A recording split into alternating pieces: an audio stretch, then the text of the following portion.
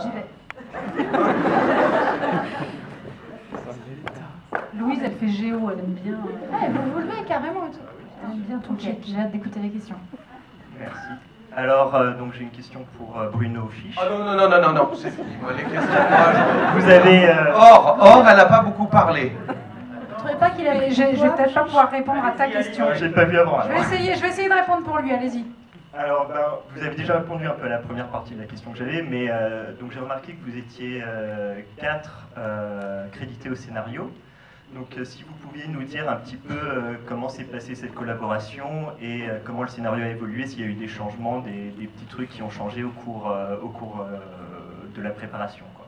Moi, j'ai écrit une scène déjà. Ah bravo. Alors je rends hommage à Louise Bourgoin. Mais pourquoi je l'ai pas mis au scénario? Je suis con, moi. En fait, c'est vrai que la première version de ce scénario, on l'a écrit avec Fabrice Roger-Lacan, qui est un ami de longue date, avec qui j'avais écrit Barney et ses petites contrariétés. Le film avec Fabrice Lucchini et Nathalie Baye que j'ai fait il y a 35 ans. Et après, c'est vrai que le film s'est un peu arrêté parce qu'il y avait pas mal, il y avait des envies, enfin, il y avait 2-3 projets comme ça d'un homme mais à la place d'une femme, etc. Et puis bon, après j'ai fait un autre film qui s'appelle Je n'ai rien oublié, voilà. Et après on a repris le film et là avec Nicolas Mercier, voilà. C'est comme ça, c'est des fois c'est difficile d'expliquer. Mais oui, on est 3 et 4 parce qu'il y a un jeune scénariste que je trouve formidable qui s'appelle Clément Penny et qui n'a pas vraiment écrit mais qui m'a vachement aidé et je pense que sans lui je ne serais peut-être pas arrivé au bout parce que c'est long d'écrire un scénario et des fois voilà, les gens il faut qu'ils apportent aussi leur fraîcheur, ça aide. Voilà.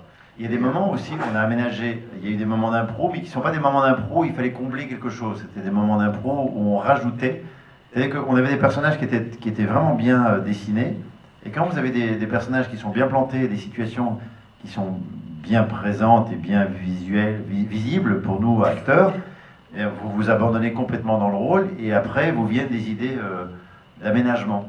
Et donc on s'est beaucoup amusé à ajouter quelques petites choses, chacun y est allé du sien. Donc c'était très amusant aussi. Moi personnellement, les scènes à l'hôpital, là, quand je me viande avec la porte qui s'ouvre, c'est des moments très burlesques. Et en fait il y avait une place pour le burlesque dans cette partition-là. Moi, je remercie Bruno parce qu'il y a peu d'endroits dans le cinéma où on peut s'autoriser à jouer le burlesque. C'est très anglo-saxon comme démarche et Pef connaît ça très bien parce qu'il est très branché humour anglo-saxon. Il a adapté, toi tu en parleras mieux que moi, mais Spamalot, si tu en parleras beaucoup mieux que moi. Ou pas, Gaston Lagarde. Non, mais je parlais de Spamalot qui n'était pas du tout. C'est les Monty Python. C'est vrai, Bruno. C'est parce qu'il fait Gaston à la gaffe maintenant. Mais jouer le burlesque en France, c'est pas forcément dans l'esprit, dans la tradition du cinéma français. C'est plutôt anglo-saxon comme registre. Et personnellement, moi j'ai eu un plaisir fou à pouvoir goûter à ça avec ce personnage qui autorisait certaines scènes de burlesque. Non, oui, mais aussi parce que... Je vais quand même dire un mot. Aussi parce que Bruno nous laissait la place pour ça. Il nous laissait la liberté de pouvoir lui proposer des choses et c'était un bon chef d'orchestre de nous, comédiens, parce qu'il nous laissait beaucoup de liberté, on se sentait un peu comme à la maison. Et en même temps, de temps en temps, il avait un regard très juste, il disait ça oui, ça non, ça un peu plus, ça un peu moins, mais on se sentait libre de proposer des choses. Ce qui est très agréable. Et de se sentir regardé, aimé.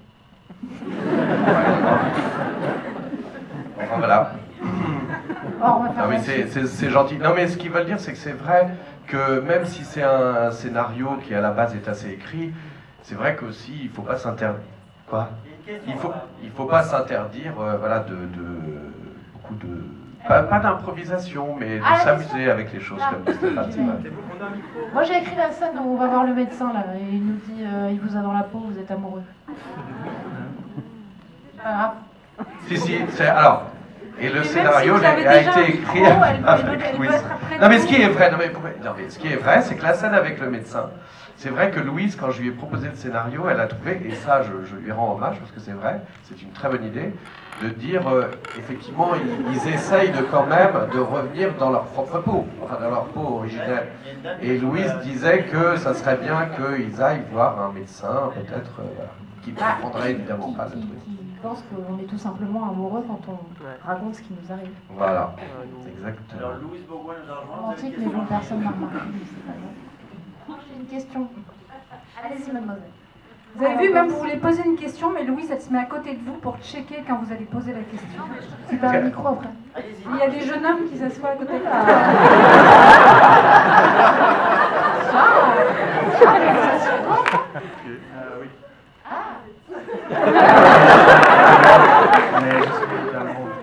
Ah, vous voulez pas poser de questions, vous voulez juste poser, vous, c'est juste...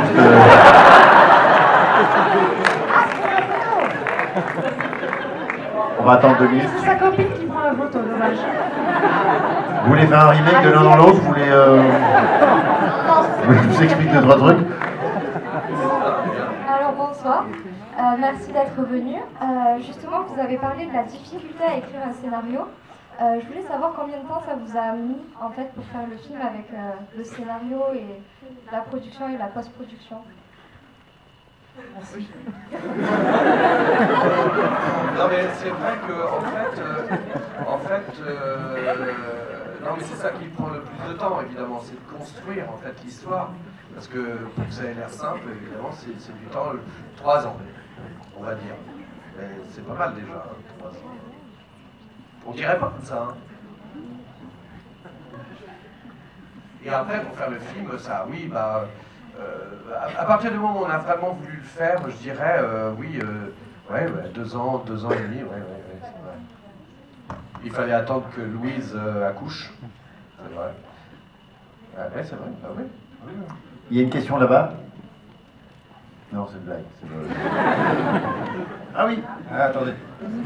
J'arrive. Exactement, Niels Sarstrup. Hugo Frey. Quand vous écrivez un scénario, vous pensez d'abord au comédien ou le scénario arrive tout seul et après vous choisissez le comédien?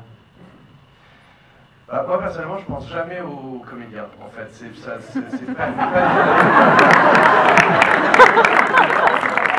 Non mais toi, mais pas toi. T'es pas un comédien, t'es un acteur, Pef. Reviens.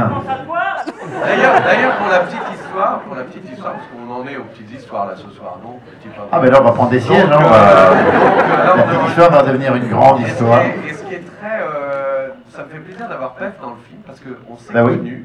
Il y a, Ah ben voilà, c'est une devinette. Vous avez combien de temps que Et il Pef n'est pas et content. Bruno se connaissent? On a fait, quand on avait 25 ans, une publicité ensemble. Et il n'est pas content là.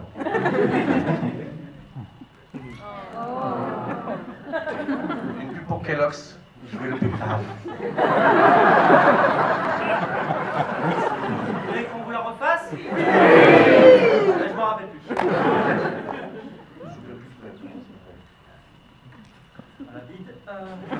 C'était quoi la... Moi aussi, j'ai joué dans des pubs. Ah oui, non, excusez-moi. Non, alors non, pas du tout, voilà. Non, alors pas du tout. Donc en fait, c'est vrai. Moi, je pense pas du tout aux acteurs avant. Et je pense qu'aussi, c'est parce que... Enfin non, voilà, non, pas du tout. Non, mais pas du tout, c'est vrai. Oui, alors ce qui est vrai, Louise, qui n'a pas seulement écrit des scènes, mais qui a aussi été dans mon âme avant que je sois né. C'est vrai, non mais c'est vrai, mais...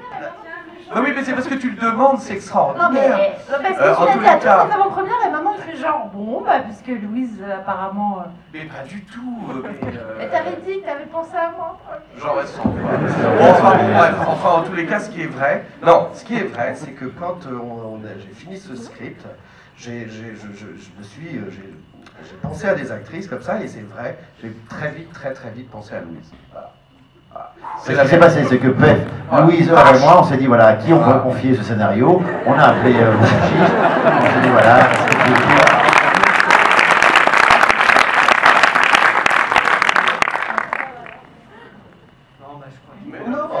Est-ce que vous voulez...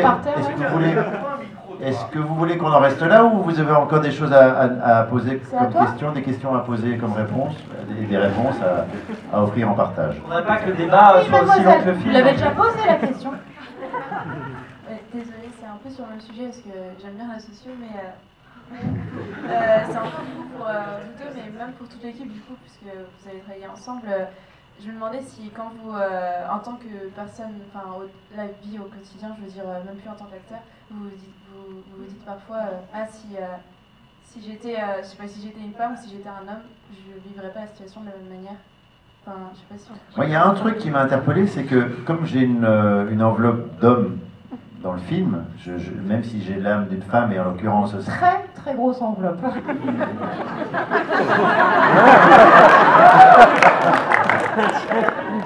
Une enveloppe qui est oblitérée.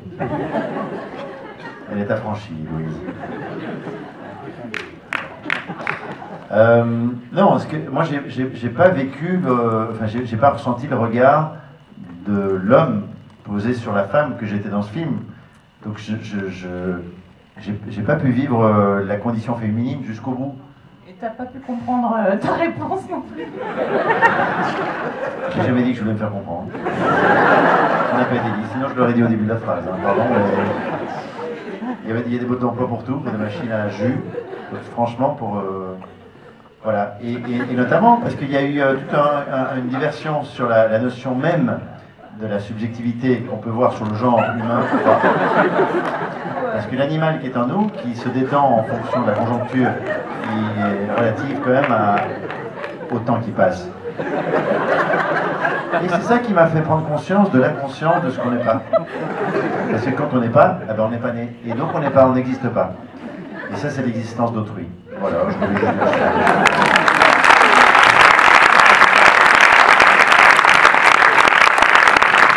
Tout ça, c'est très beau. Une dernière question dans l'Assemblée? Oui, monsieur. Louise est formidable. Et Louise court aussi. Quand vous voulez, Louise, vous venez travailler avec nous. Alors, bonsoir déjà. J'avais juste une question pour Louise et pour Stéphane. Alors, elle est là. Qu'est-ce qui a fait que vous avez choisi ce rôle? Qu'est-ce qui vous a attiré dans est-ce que vous pourriez parler un petit peu moins fort parce que ça nous... Qu'est-ce qui a fait que vous avez choisi ce rôle en fait? Qu'est-ce qui vous a plu dans le rôle? Je vais faire une réponse, à mon avis, assez analogue à celle de Stéphane, parce qu'on s'en est souvent parlé. On a été ravis en tant qu'acteur de découvrir un script qui nous propose quelque chose d'aussi différent et ambitieux. Parce que souvent en France, on propose quand même aux acteurs des rôles qui leur ressemblent, qui ressemblent à ce qu'ils donnent à voir en promo. Michel Drucker qui présente Champs-Élysées. Louise Bourgoin, en radical, et pef, mesdames, messieurs. C'est un peu luxe aussi. Et j'étais ravie de jouer un rôle aussi ardu, même si je me suis dit, oh là là, c'est tellement... Voilà, là, il y a un point. C'est tellement casse-gueule que c'est peut-être mon dernier rôle. Voilà. Masculin. Et toi, Stéphane? Mais moi, je ne sais même plus ce qu'on a dit tout à l'heure, donc cette question a été posée il y a très longtemps. Il te demande, monsieur... Il te demande le monsieur, c'est gentil pour le monsieur. J'ai l'impression d'avoir 8 ans. Le monsieur te demande, Stéphane. Alors, est-ce que ta maman est dans la salle? Le monsieur me demande quoi? Ah, oui. Tout ça. Pourquoi tu as choisi ce rôle? Mais vous savez, quand un réalisateur vous propose d'incarner une femme, qui plus est Louise Bourgoin, c'est quand même un beau cadeau pour un acteur. C'est gentil. Non, mais c'est sincère, c'est vrai. Ça, c'est sympa. Non, mais c'est vraiment sincère. Tu t'es senti comment dans Louise Bourgoin? Jamais aussi belle. Jamais aussi grande. Et j'ai jamais eu autant de cheveux, donc... C'est chiant, hein, la rééducation périnéale. Là, pour le moment, je sens rien, mais... Non, mais c'est vrai que c'est... On va pas faire 3 heures non plus, mais c'est très excitant de s'attaquer à un genre opposé. Quand on nous propose des rôles qui sont relativement proches de nous, quand on doit jouer un policier, un pompier, un pompiste, je sais pas moi, enfin tous les métiers qui nous entourent, un avocat, c'est relativement évident. C'est pas évident de se projeter dans la peau de ce qui est a priori est notre opposé. Et en fait, on se rend compte que c'est pas tant notre opposé, c'est qu'on est tous les mêmes et juste à quelques détails près. Voilà, c'est tout. Donc on a dû jouer sur les détails. C'est tout, voilà. Je pense que, hein? Merci.